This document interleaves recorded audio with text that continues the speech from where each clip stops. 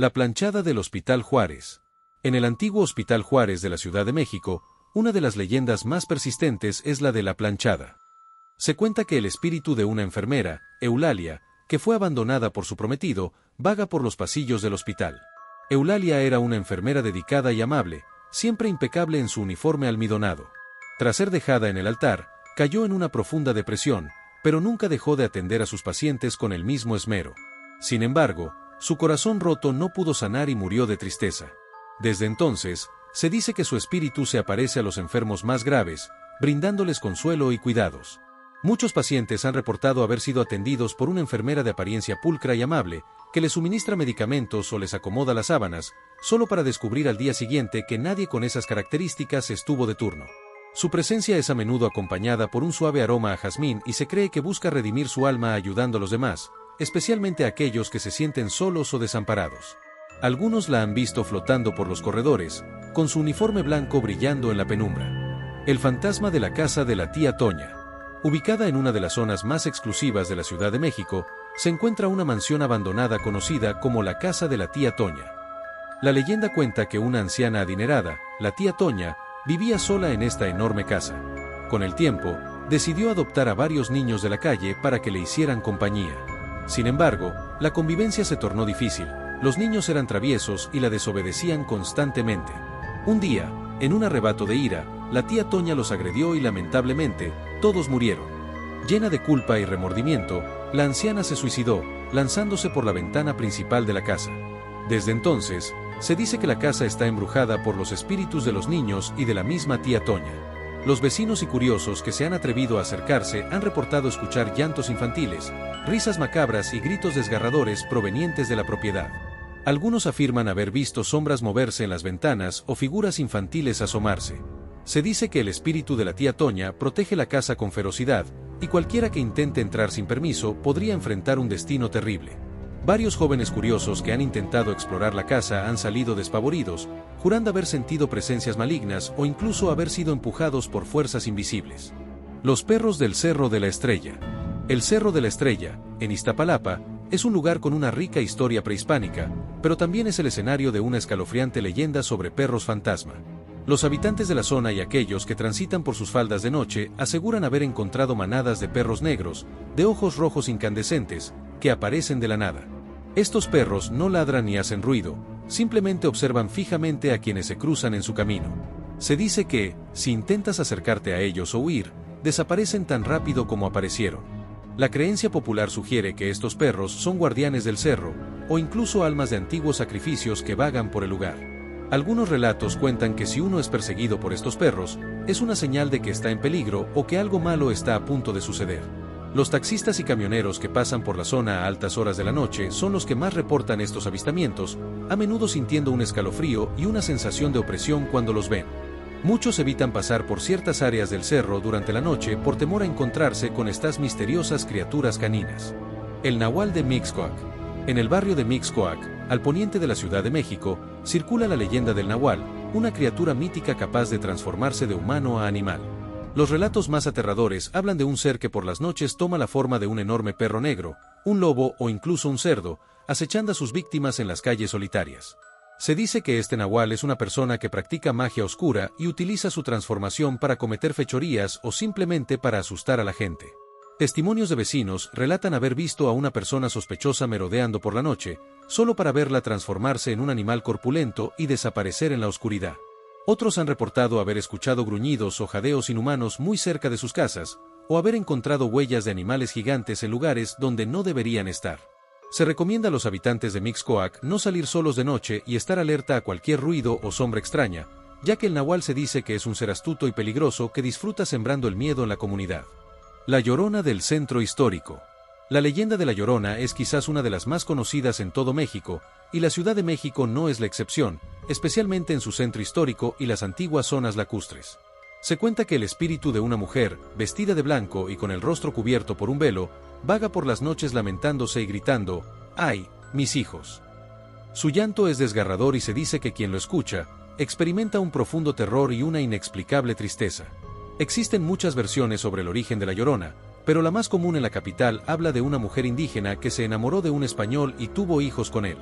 Cuando éste la abandonó para casarse con una mujer de su clase social, ella, en un acto de desesperación y locura, ahogó a sus propios hijos en el lago de Texcoco, que abarcaba gran parte de lo que hoy es la Ciudad de México.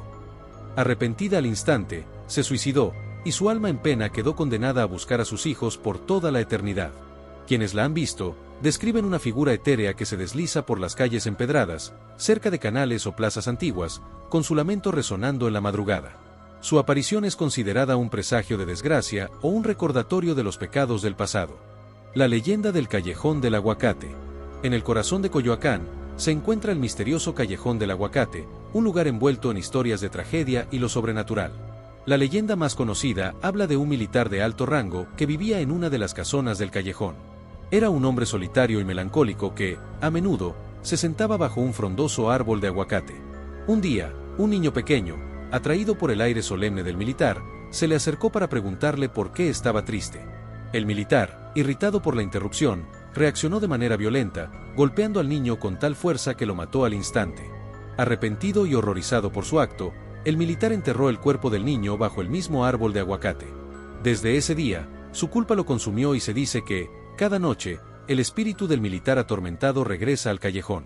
Los vecinos y transeúntes aseguran escuchar lamentos y susurros provenientes del árbol, especialmente en las noches de luna llena. Algunos afirman haber visto la figura espectral de un hombre lamentándose bajo el aguacate, y se dice que su rostro refleja la agonía de su pecado. Incluso, hay quienes han dejado ofrendas en el lugar para apaciguar al espíritu del niño, esperando que su alma pueda encontrar la paz.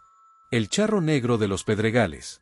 En las zonas de los Pedregales de San Ángel, al sur de la Ciudad de México, donde el paisaje volcánico se mezcla con la urbanización, surge la imponente figura del charro negro. Esta leyenda cuenta que un jinete elegantemente vestido de negro, con un sombrero de ala ancha y una mirada penetrante, se aparece en los caminos solitarios durante la noche. Monta un caballo azabache, de ojos rojizos y andares silenciosos, que parece flotar sobre la tierra. El charro negro se acerca a los viajeros solitarios y les ofrece una bolsa de oro a cambio de su alma. La tentación es grande, especialmente para aquellos en apuros económicos, pero se advierte que aceptar la oferta es firmar un pacto con el diablo. Aquellos que han sido testigos de su aparición, relatan una atmósfera de frialdad repentina y un silencio sepulcral antes de que él se presente. Algunos han intentado seguirlo, solo para verlo desaparecer en la densa oscuridad o entre las formaciones rocosas. Se dice que el charro negro es el alma en pena de un hombre que hizo un pacto con el diablo en vida para obtener riquezas y ahora está condenado a vagar, buscando a otros para compartir su condena. Cuidado si te encuentras con él en un camino desolado, porque su propuesta podría ser tu perdición. La casa de Don Juan Manuel. En el corazón del centro histórico, en la calle de Uruguay, se alza una casona colonial con una historia macabra, la casa de Don Juan Manuel. La leyenda data del siglo XVII y narra la vida de un hombre rico, Don Juan Manuel de Solórzano, quien sospechaba que su esposa le era infiel. Consumido por los celos y la paranoia, acudió a un brujo para que le revelara la verdad. El brujo le dio una terrible indicación. Para saber quién era el amante, debía esperar a que el primer hombre pasara frente a su casa a las 11 de la noche, rezar un Padre Nuestro por su alma y apuñalarlo hasta la muerte.